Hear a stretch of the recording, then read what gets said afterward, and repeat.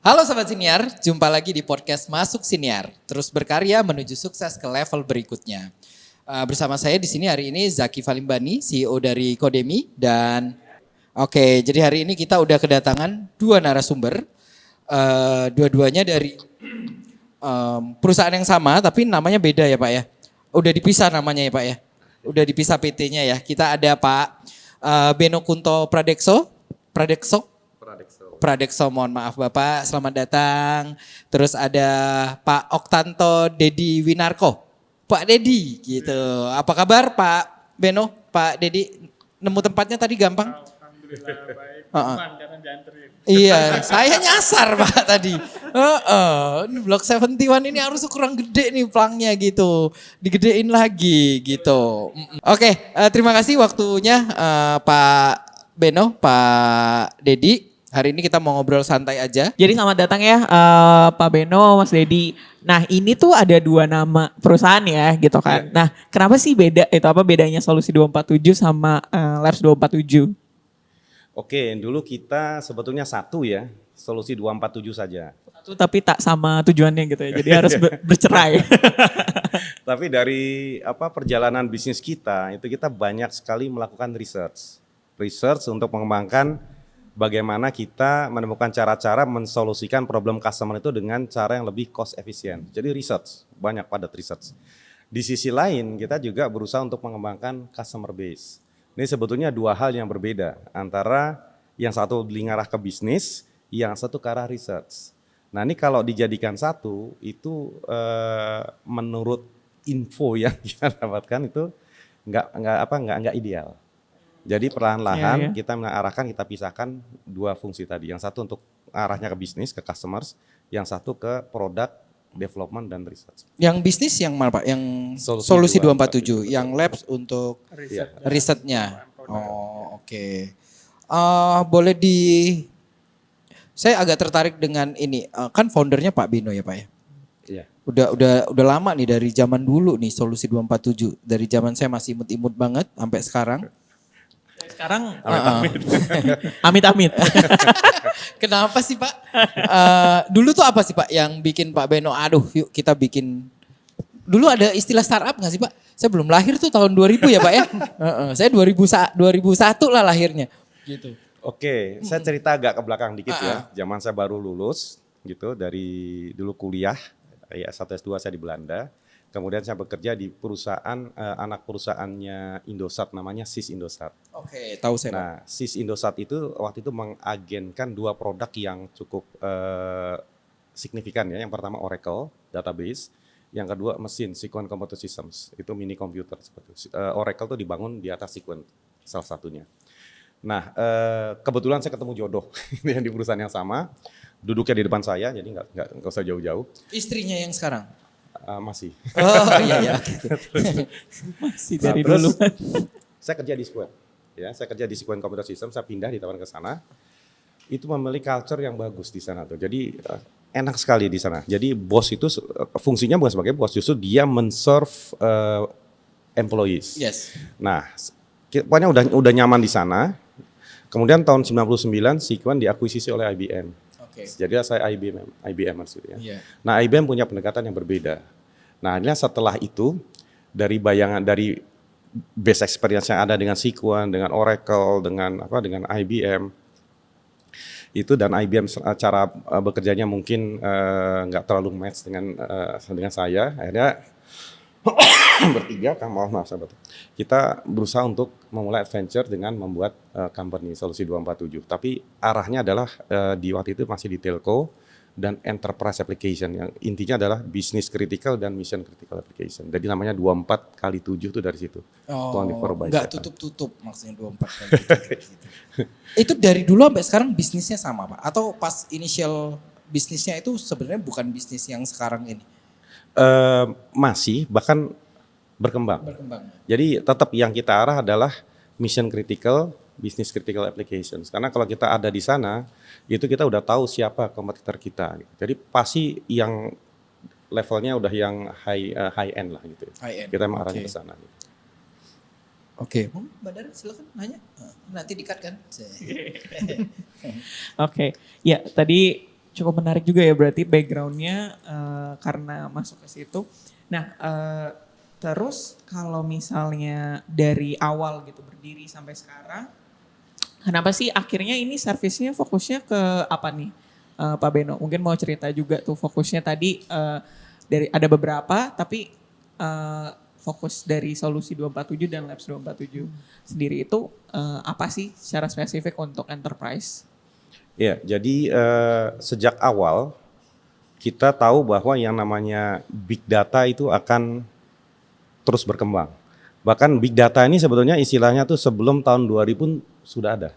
Jadi waktu saya bekerja di perusahaan Amerika ini, Sequent Computer Systems, itu tagline-nya adalah Big Data That Works. Oh ini udah dari lama big data ini Pak? Sudah lama. Karena baru booming di Indonesia seingat saya itu 2010, 12, 13. Itu lebih ke unstructured data sebetulnya. Dulu big data dikenal, tapi structured data gitu. Nah, data itu sebetulnya adalah bagian yang sangat penting dari satu enterprise supaya dia bisa compete gitu ya. Jadi sejak awal memang kita konsentrasinya di situ. Iya, iya. Nah, dari yang cuma di area datanya saja sampai kemudian bagaimana data itu diproduksi, data itu ditransfer, data itu di-ingestion secara paralel dalam jumlah yang besar, bagaimana itu disimpan, bagaimana itu diakses, bagaimana itu kemudian dianalisis, dikorelasikan dan seterusnya, dianalisa sampai sekarang ada AI, BI dan seterusnya. Nah, itu yang menjadi core bisnis kita gitu. Sampai juga kita sampai ke ujungnya juga yaitu di area IoT atau di area sensor. Nah, mungkin nanti Dedi bisa cerita tuh, kita udah melakukan banyak hal juga di sini dan ini ternyata matters gitu. Nah, kita tahu sekarang bahwa ternyata dengan kita menguasai banyak hal di data ekosistem ini ya, termasuk juga dengan membangun talentnya, itu membuat kita bisa survive selama 23 tahun ini dan masih punya chance yang besar untuk bisa berkembang jauh lebih besar lagi gitu. Oke. Nah kalau untuk sekarang dan kedepannya gitu kan, tadi kan kita udah ngomongin bahwa big data itu memang sebenarnya sudah ada dari dulu, tapi evolusinya namanya lain gitu kan, structured data terus berubah jadi big data, itu yang kemudian jadi apa ya jargon di mana-mana gitu kan. Kalau kedepannya sendiri gitu ya, mungkin ini Mas Dedi juga dari Labs malam bisa ngasih tahu nih, apa sih kemudian future of data itself gitu? Oke, dari kita sendiri sih memang targetkan ya, kita memang nyambut di sisi teknologi industri 4.0 dan kita pun juga tahu betul ya target kita itu ada nanti itu di society of 5.0. Tentu saja selain dari big data tadi yang disebutkan oleh Pak Beno gitu ya, kita pun juga membuat suatu ekosistem secara menyeluruh, baik itu di sisi untuk container base, terus kemudian di sisi untuk menjaga di sisi aplikasi, terus kemudian di sisi bagaimana platform yang kita bangun ya tadi ya, itu sifatnya secure. Jadi kita di cyber security-nya pun juga main ya. Terus di sisi dari platform kita bikin bagaimana sisi user mudah dalam develop suatu aplikasi. Jadi kita fasilitasi ya, kita ambil contoh aja untuk data engineering-nya kita bikin Hybrid DE. Hybrid DE itu semacam local tools yang mana di situ kita bisa dengan mudah nge-grab data dari mana, kemudian kita transform sampai kita targetnya kemana gitu. Nah itu di DE, kemudian di analitik juga sama, kita bikin local tools juga. Bahkan tadi kita juga bikin di sisi sistem. Ketika kita bikin suatu aplikasi, back-end-nya itu bagaimana mengolah data di bisnis proses. Kita bikin baik itu sisi web-based ataupun application, kita bisa ubah-ubah dengan mudah. Nah ini banyak sekarang kan kebutuhan ke arah situ. Terus di sisi penguatan juga ya, perolehan data itu tadi, itu kita ada beberapa metode. Baik itu kita ambil yang dari sensor. Sensor itu ya bisa dari radar, kita juga bikin ICE, Automatic Identification System ataupun apa. Dokumen juga iya, sosial media juga iya.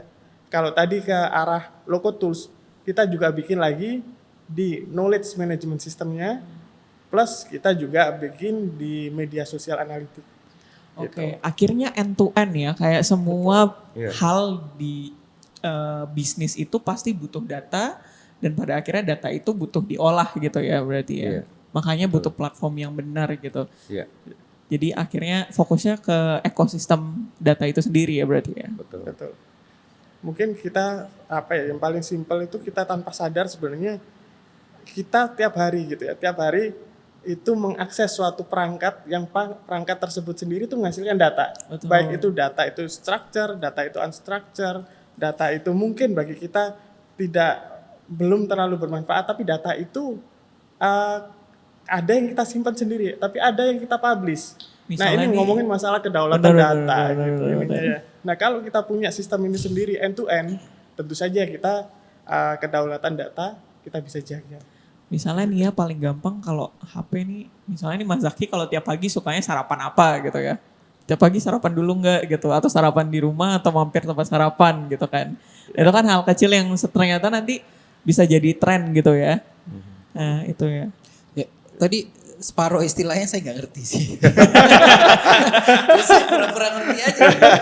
Tapi balik ke, ya anggap aja saya baru lulus SD ya Mas Dedi ya. Tapi emang pengetahuan saya tidak sejauh itu. Jadi pertanyaan ini mungkin agak lucu tapi saya nggak tahu. Local tools apa sih Mas? Gini, saya ambil contoh local tools ada banyak macamnya ya. Saya ambil contoh yang paling gampang itu ketika local tools untuk IoT gitu. Jadi bagaimana data itu, kita ngomong perangkat jam tangan kita itu mengeluarkan sinyal dari Bluetooth, kan gitu ya. Wah kalau kita coding data ke Bluetooth kemudian ke serial, wah itu susah kan ininya. Nah kita ambil inputnya dari mana? Dari serial. Kita definisikan serialnya mana? COM7. Oke, outputnya apa? Teks. Oke, kemudian kita parsing outputnya. Udah kita ambil drag lagi, kita parsing datanya. Disimpan di mana? Oke, di disk. Oke, tinggal drag lagi disk. Jadi minimal sekali kita melakukan coding. Kalaupun Coding ya. ya Tadi kalaupun dijelasin kita- aja masih belum susah. Saya baru 50% ini. 75% lah sekarang paham. Oke, jadinya ketika sudah ada, jadi itu lebih platform untuk mempermudah orang mengembangkan ekosistemnya itu Iya. sendiri gitu ya. Kayak mau ngambil data dari mana, tinggal drag and drop gitu misalnya. Betul, itu mempermudah oke. penggunaan dari platform yang Iya, kita iya, bangun. Iya, Dan iya. low-code tools Heeh. itu menurut analisa gitu ya yang Iya, bisa iya. dicari Google itu 15 kali lebih produktif dibanding kalau kita harus dari scratch coding. Oh, Itu yang pertama. I see. Iya. Yang kedua mempelajari low-code tools itu jauh lebih mudah daripada mempelajari coding. Iya, Ya benar kan? benar. Karena cuma klik and drag masukin parameter gitu ya. Iya. Seperti itu. Terus yang ketiga, semua problem-problem yang disolusikan oleh pemakai low-code itu pasti akan tersimpan ke dalam low-code tools-nya. Dan dia bisa juga low-code tools itu bisa mengenerate dokumentasi sendiri juga. Iya, benar. Jadi benar. banyak sekali manfaatnya. Jadi buat kami dibanding kita ngajarin 100 orang untuk belajar coding di atas big data misalnya dengan banyak sekali frameworknya, lebih baik kita bikin satu low-code tools yang bisa mengenerate beberapa engine. Jadi kemudian mungkin katakan orang cuma 10 orang bikin low-code tools-nya, habis itu kita mau 100 orang, 1000 orang ngajarinya lebih cepat. Scaling apa yang lebih cepat Oh, banget betul. gitu Iya. kan. Bisa dengan mudah kan kalau orang habis bikin low-code tools, kita ngelihat semacam kayak block diagram, kita tinggal cek engine-nya mana, mau ngapain, kita mudah ngelihatnya flow-nya. Tapi begitu orang bikin coding beberapa page gitu, Iya, wah iya, pelajari susah Dan juga. low-code tools ini kan dia mengenerate codes. Iya. Ya. Jadi orang yang belajar misalnya analytics gitu, AI, dia belum bisa coding, dia pakai low-code tools itu mengenerate codes-nya, dia bisa pelajari codes-nya. Oke. Oh ini maksudnya seperti ini. Bahkan kalau dia pikir oh ini low-code tools-nya kurang efisien, dia bisa tambahkan code sendiri Iya. jadi jauh lebih efisien lagi. Oke. Kedepannya suatu saat apa yang di-generate low-code tools itu bisa diolah lagi dengan AI, akhirnya sama sekali nggak ada codes, coding itu AI yang mengenerate berdasarkan Berdasarkan apa yang- perintah Ah, gitu kan. kan jadi data juga future-nya itu, Pak. gitu kan. Waduh, sayang bisnis bootcamp programmer Pak kalau gitu. ah, Gak butuh banyak program. Ah, itu kayaknya bahasan lain lagi ya. itu bahasa Iya, lain. nih. Wah, ini kayaknya nih Bisnis bootcamp Mas udah programmer. dapat ini udah dapat kerpean. Oke, saya juga nggak ngerti. Ini saya bukannya pura-pura nggak tahu, tapi beneran nggak tahu. Balik sedikit ya, Mas Dedi ya. Unstructured data sama structured data. Wah, bedanya apa Mas? Kasih contoh yang simpel aja Mas sehari-hari. Paling simpel itu gini, kita ngambil foto orang gitu ya. Kira-kira apa yang bisa diambil dari situ? Kita nggak ketahuan kan orang itu laki-laki, perempuan, usianya berapa ataupun apa. Berarti ini kan masih belum unstructured, masih raw. Tapi begitu datanya kita ekstrak, misalkan dengan AI ataupun apa, kita tahu laki-laki perkiraan usianya berapa, disimpan ke dalam bentuk tabel, ini kan structure, udah dalam bentuk dalam database lah. Gitu. Nah, kayak Solusi gitu. 247 pekerjaannya adalah menstrukturkan data yang unstructured tadi. Nah, big data bisa menyimpan baik data structure, unstructured ataupun semi structure. Oke. Gitu. Susah ya bisnisnya ya. Luar biasa Nah, ini. berarti memang aku berasumsi tadinya bahwa semua enterprise itu mengerjakan semuanya in-house. Berarti dengan ada solusi 247 berarti mereka ada demand besar untuk big data ini ya, untuk jasa pembuatan data ekosistem ya. Iya, tapi seringkali atau yang kita melakukan fact finding gitu ya, banyak sekali orang masih belum terlalu care dengan data. Atau bahkan ada data-data yang tuh sebetulnya bisa dikumpulkan dan itu banyak manfaatnya, itu belum dikumpulkan. Boleh contoh nggak sih kemudian manfaat data itu sendiri gitu yang mungkin apakah kegunaan tadi case study yang kita sebelumnya juga penasaran tuh case study untuk penggunaan data seperti apa sih gitu. Oke, ini yang paling simpel ya, saya juga baca. Ada satu toko gitu ya, dia punya sensor untuk orang masuk. Setiap ada orang masuk, ting, keluar ting gitu ya. Itu data apa yang didapat? Ya, berarti cuma orang masuk, orang keluar, gitu ya.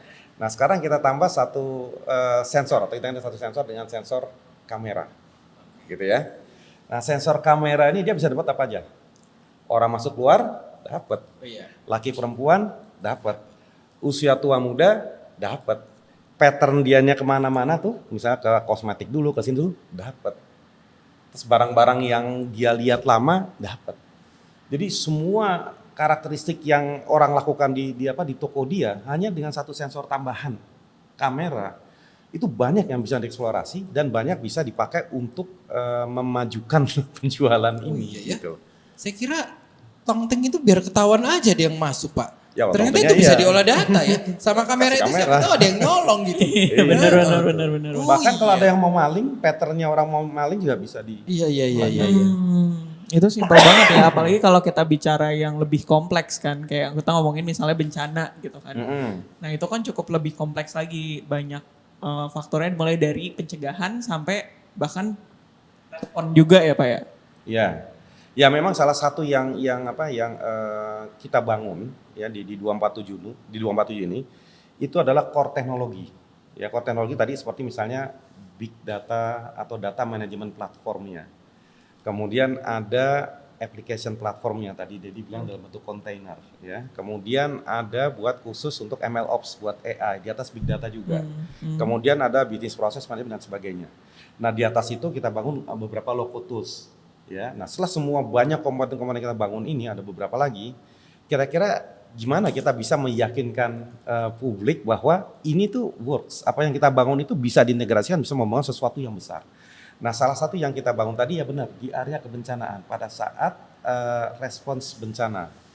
Nah, pemerintah sudah melakukan banyak hal, misalnya untuk menganalisa area-area yang banyak risiko, banyak hazardnya, jadi buat preparation, buat mitigation sudah disiapkan. Tapi begitu ada bencana, ya seperti kemarin terakhir tuh yang besar di Cianjur, di Cianjur, itu relawan datang, kemudian ada komunitas drone datang, kemudian juga dari pemerintah juga datang. Itu sistem cara mengkoordinasinya, ya. Kemudian mereka mengumpulkan data, melakukan assessment, kira-kira harus mengirim tim penolong kemana dulu. Itu hal-hal yang masih banyak harus diimprove. Koordinasi antara relawan, kemudian misalnya datang pertolongan, drone terbang, itu kalau tidak dikoordinasikan malah bisa menjadi kecelakaan. Itu masih banyak bisa diimprove. Nah, dari core teknologi yang kita bangun tadi, itu ternyata kita bisa membangun aplikasi yang bisa mensolusikan masalah-masalah tadi.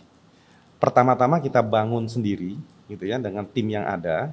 Kemudian setelah menjadi sesuatu yang bisa ditunjukkan, itu kita mulai bekerja sama dengan para ahlinya. Dan termasuk dengan BNPB dan BPBD. Nah, ini yang membuktikan bahwa apa yang kita bangun kebetulan ini juga buatan anak bangsa gitu ya, ada TKTN Karya dan anak bangsa. sebagainya, karya anak bangsa. Iya.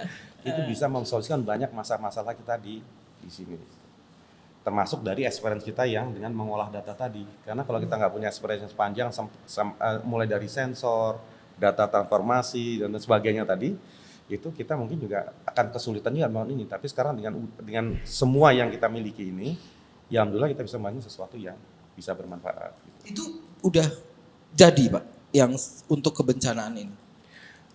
Itu sistem yang sangat kompleks ya, karena di situ ada misalnya sistem logistiknya, kemudian sistem buat tadi yang buat drone planningnya, kemudian buat pengumpulan image-nya, assessment dari hasil dari image-nya, kemudian ada medicalnya, kemudian menggait orang itu bisa mencari ke tempat-tempat yang, jadi ini sistem-sistem yang besar. Yeah. Kalau dibikin 100% jadi belum Pak, karena kita masih harus berkoordinasi, bencana itu banyak tipenya, kemudian lokasinya juga banyak, stakeholdernya mungkin juga berbeda, cara mereka menangani bencana juga berbeda-beda. Jadi ini masih banyak yang harus dikerjakan, tapi hasilnya sudah sangat-sangat positif. Oh, saya ingat bencana gempa Jogja gede tahun 2006 ya waktu itu ya. Saya udah di sini, saya jadi ingat deh, kita tuh kami butuh waktu sekian jam untuk tahu kalau ini adalah bencana provinsi. Kirain ini doang kan, goyang-goyang Area doang. doang, Pagi ya, kan, benar. masih habis semalam gitu goyang-goyang doang. Lanjut goyangnya. Karena pada waktu itu TV mati, listrik mati, terus Komunikasi komunikasi mati total gitu. Dan kita baru tahu sekian jam berikutnya kalau sudah ada 1.000 orang meninggal. Kita baru tahu, oh ini beneran bencana gede beneran gitu. Itu gimana tuh taunya akhirnya? Dari mulut ke mulut, jadi entahlah mungkin dia ke sana Mulut dan ke kuping. sebagainya. Dan itu Iya, beberapa iya, jam. benar. Dan waktu itu ada berapa hal itu yang saya ingat. Dan semua orang itu ingin membantu Pak. Ya. Ya kan kita semua tuh Sifat punya orang Indonesia. sifat orang kita lah. Semua orang pengen bantu, semua ini semua orang pengen terlibat dan saya termasuk yang pengen bantu dan pengen terlibat. Ya, Chaosnya luar biasa. betul. Baik dari pemberi dan dari penerima. Karena waktu itu saya stay di tempat teman saya saya tuh nggak bisa ngebedain Imogiri sama Kulon Progo. Pokoknya yang di sana lah ya. Yang jalannya retak itu.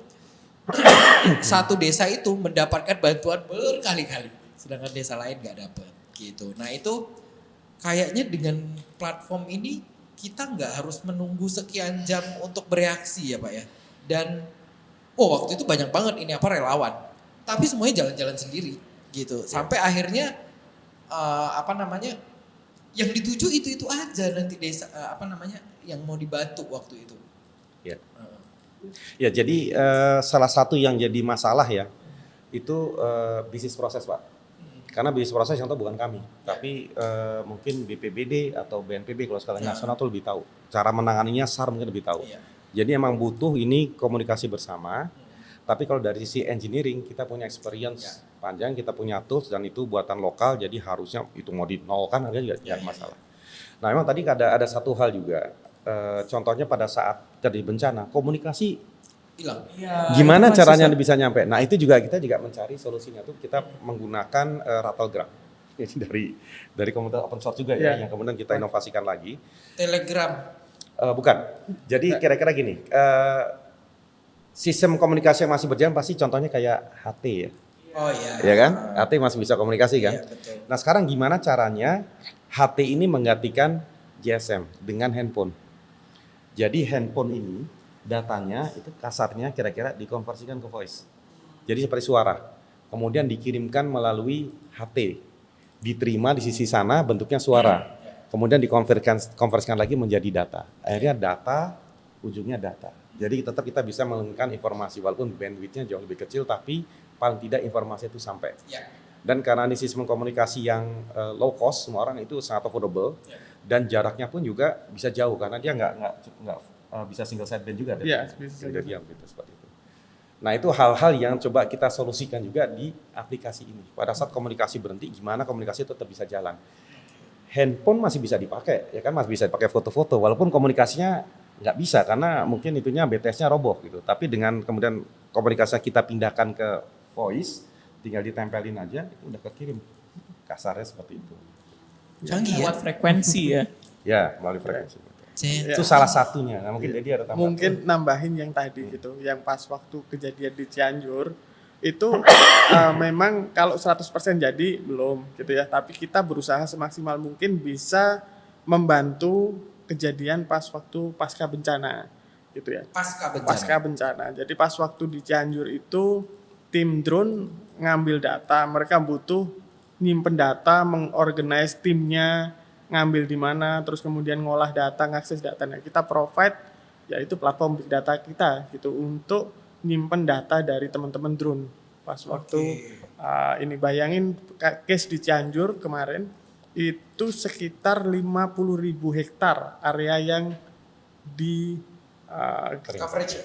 ya yang diambil datanya dari teman-teman drone gitu. Nah itu kita coba fasilitasi. Nah yang terkait salah satu isu lagi itu yang memang sedang kita bangun adalah ketika terjadi bencana ya, itu kan chaos ya memang ya.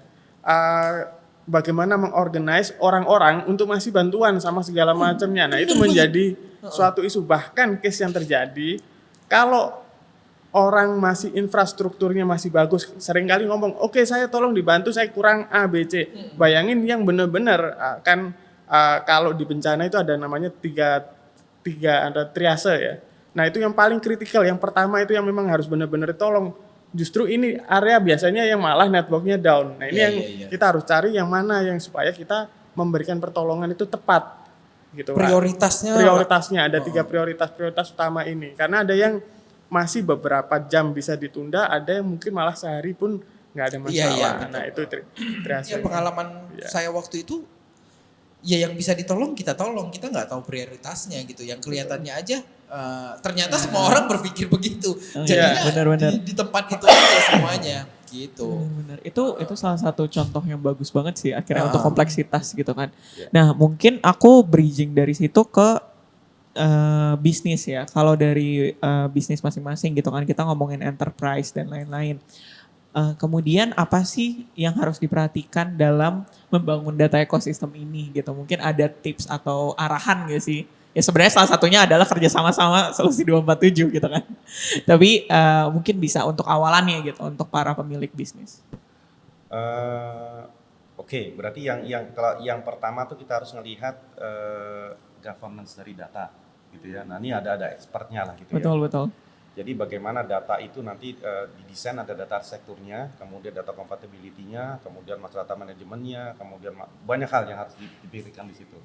Walaupun itu juga bisa berjalan secara artinya bisa disusulkan.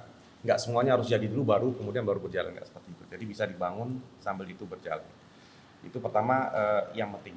Yang kedua, yang namanya data zaman sekarang itu mudah sekali meledak dari size. Ya. Karena begitu kita mendapatkan data dari banyak insight-nya, ternyata kompetitor kita juga bisa melakukan hal yang sama. Kita mencari hal yang lain, kita menggunakan sistem yang menjadi besar.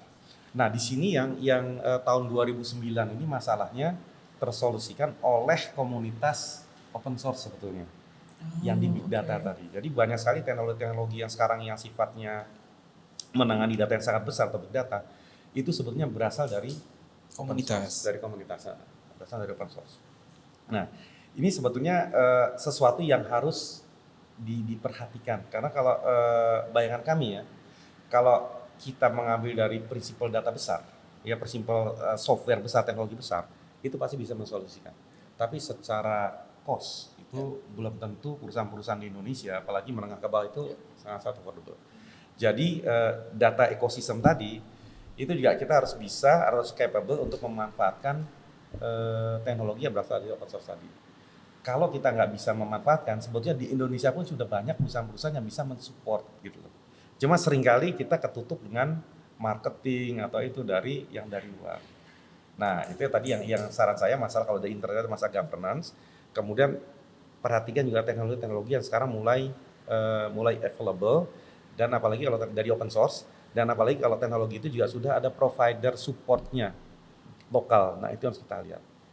Bahkan database terbaik pun juga sebenarnya ada open source-nya dan bahkan open source-nya itu sudah ada supportnya di lokal. Gitu ya. Yang non big data misalnya itu juga sudah ada. Nah ini yang bisa membuat mereka bisa lebih maju di bisnisnya. Kemudian yang terakhir itu masalah talent. Sekarang untuk membangun talent itu bukan sesuatu yang sulit. Zaman tahun 90-an tadi kalau Mas Zaki masih imut-imut gitu.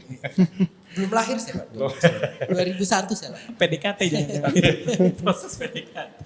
Itu buku ya itu kebanyakan ditulis oleh penerbit dari luar yang harganya mahal. Ya. Harganya sangat mahal. Kalau mau beli buku kita nitip orang yang mau ke India biasanya. Kalau ada yang boleh mau ke India gitu ya ke ada kota-kota di sana kita nitip buku untuk dapat buku yang murah.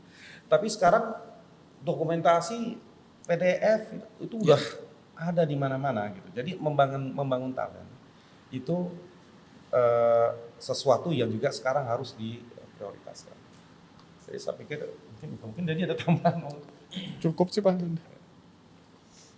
Bentar. Ini kita mau ngomong ini nggak sih analitika prediktif? Oh gitu. Ya kayaknya tadi udah sempat kebahas di bencana juga sih. Itu kayak cukup. Ya. Tapi kalau misalnya mungkin tadi kita ngomongin soal penggunaan data selain untuk tadi manajemen data, tapi juga untuk bisa ya kira bisnis itu sih yang kemudian bisnis analitika prediktifnya itu. Oh ini sama dengan yang tadi kita omongin. Salah satu Beda. contoh simpelnya yang tadi yang toko itu sih aku kebayangnya ya. Kalau di analytics, tadi kan kita bilang ada data management platform, kemudian ada application management Iya, platform, kemudian ada juga yang MLOps, gitu ya. Nah ini kenapa penting kita bangun MLOps? Jadi gini, bayangan kami, Pak. MLOps itu adalah machine Machine learning learning ops. Ops, betul. Ngerti gue? Paham gue. Oke Pak. Jadi pada saat AI itu mulai besar Ya. gitu ya, semua orang itu berusaha untuk menjadi data scientist karena itu pekerjaan yang paling seksi, yang bayarannya paling tinggi diperkirakan, gitu ya. Nah sekarang kalau semua orang mau jadi data scientist itu bayangan kami kayak seperti misalnya balapan Formula One, semua orang mau jadi Michael Schumacher, mau jadi driver dari Formula One-nya dia bisa itu. Tapi yang bikin Formula One-nya siapa? Yang bikin stadionnya siapa? Itunya siapa? Gitu kan? Timnya siapa? Nah, berarti nggak salah orang mau jadi data scientist, tapi harus kita melihat kalau kita melihat secara komplit, harus ada orang yang berusaha membangun stadionnya, alat latihannya dan lain sebagainya. Gitu. Nah, itu metodenya namanya MLOps. Tapi MLOps itu bukan satu sistem langsung jadi semua, enggak. Kita harus ngumpulin part-partnya, ada yang harus kita bikin lagi, harus kita siapkan dan lain sebagainya. Nah itu kita bikin. Kalau big datanya kita udah ada Pak, ya big datanya udah ada. Kalau engine-nya banyak, misalnya kayak TensorFlow, kemudian ada Tor, kayak gitulah macam-macamnya itu ada. Tapi sekarang gimana kita bisa membangun suatu sistem di mana itu memanage sejak dari data ingestions, ya, kemudian ada set management, kemudian ada feature extraction gitu ya, feature engineering-nya, kemudian ada feature stores-nya, semuanya bisa di-share gitu ya, bisa di-share semuanya atau bisa juga dibikin private. Kemudian ada buat experimentations-nya, kemudian yang macam-macam lah, hyperparameternya di setnya, sampai modelnya, manajemen modelnya, sampai servingnya. Semuanya tuh orang kalau misalnya mau melakukan eksperimen, nggak harus balik ke raw data. Tapi cukup dari yang feature store-nya, jadi data yang sudah setengah matang, dia melakukan eksperimen macam-macam di sini, dia enrich lagi dengan hal lain, saya kurang tahu, itu bisa dilakukan dengan cara yang cepat. Nah, ini sistem semuanya namanya MLOps. Ini yang kita bangun. Kita membangun data scientist juga, tapi platformnya ini, stadion Formula One-nya ini, jalannya, kemudian ininya, itu kita bikinin juga. Jadi orang bisa berkolaborasi. Nah, intinya itu, kalau kolaborasi terjadi, maka AI itu akan bisa meledak di kita juga. Gitu. Tapi masih ada satu lagi, bahan dasarnya itu data. Nah data itu sambil jalan juga, sekarang pelan-pelan data kan kita mulai banyak juga. Kenapa kita ke kebencanaan? Salah satunya adalah karena data di kebencanaan itu sifatnya open, Pak. Kita mau sifatnya open. Sifatnya apa? Kita mau ambil data meteorologi, kalau kita mau data satelit. Ya. Oh, available dari banyak source ya. Bisa dapat secara available. Jadi untuk melakukan, misalnya nih, gempa Cianjur, ada satu area yang image-nya sebelumnya indah, begitu setelah gempa kok image-nya hancur lebur. Nah, kita bisa bandingkan image sebelum dan setelahnya, kita bisa tahu area-area mana kira-kira paling berdampak. Yang tadinya ada bangunan 12 lantai, tiba-tiba tinggal 1 lantai, berarti kan roboh kan. Atau misalnya ada ini di Palu apa likuifaksi? Likuifaksi. Iya likuifaksi kayak gitu kan berubah itu kita bisa dari image juga gitu. Nah image itu bisa cepat dianalisa dengan menggunakan salah satunya menggunakan AI. Bisa juga secara manual. Nah kalau kita punya AI yang bagus, yang hasil riset dari teman-teman kolaboratif ya gitu, itu ada bencana lagi, image sebelumnya udah ada, image dari teman-teman yang menerbangkan drone jadi dapat, asesmen mungkin jauh lebih cepat.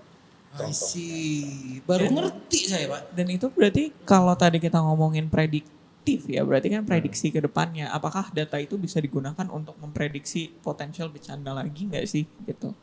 Wah itu ahli bencana ya. Oh iya gitu ya, bener ya. yang bisa mungkin dari itu ya Pak, yang hidrometeorologi. Kalau kita ngawang-ngawangnya data itu bisa digunakan untuk itu nggak sih gitu? Ya, sebenarnya gini, kalau memang data itu dipakai untuk prediksi, ya tentu bisa gitu ya. Kita pun juga, saya ambil contoh dari radar cuaca, itu kita kan ngembangin bersama dengan BMKG, bersama dengan BRIN, dan dari BMKG pun juga bikin algoritma untuk numerical weather prediction, gitu ya. Dan itu pun juga data yang dikolek cukup banyak, dan ini pun juga dipakai untuk memprediksi kondisi cuaca. Dan ini pun juga hal yang sama, begitu kita punya informasi yang tadi dibilang sama Pak Beno kan, ya orang itu bergerak seperti bagaimana sampai segala macam. Ini prediksinya orang karakter seperti ini kenapa, ngapain, akan beli atau enggak karakternya orangnya. Nah itu kan sebenarnya bisa kita prediksi. Dengan hal kayak gitu pun kita bisa memprediksi income-nya berapa. Nah, sampai ke situ. Jadi ya bisa memang seharusnya. Aku mau balik sedikit dong Pak Beno, Pak Dedi. Karena audiens kita kan di sini di Aditif banyak startup ya. Yeah. Kita ngomong tadi data skala super besar gitu. Kalau sebagai startup dulu Solusi 247 kan pernah ada di fase startup gitu ya Pak ya.